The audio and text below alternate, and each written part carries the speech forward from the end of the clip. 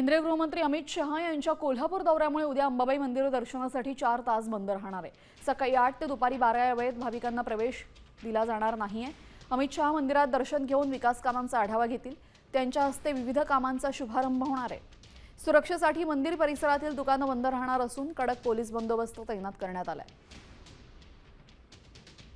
दरम्यान मंदिर परिसरातून आढावा घेतलेला आहे आमचे प्रतिनिधी रणजित माजगावकर यांनी। पाहूयात।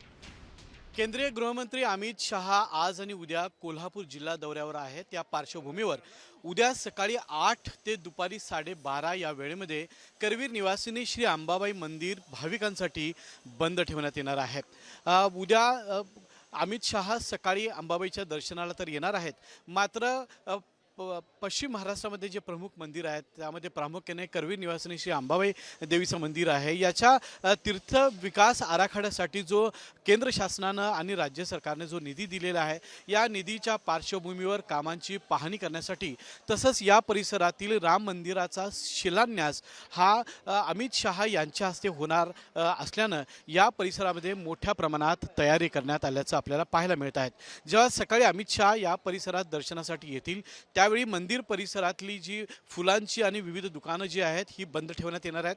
तसेच भाविकांसाठी साधारण 4 तास जे दर्शन आहे देवीचं दर्शन हे बंद ठेवण्यात येणार आहे।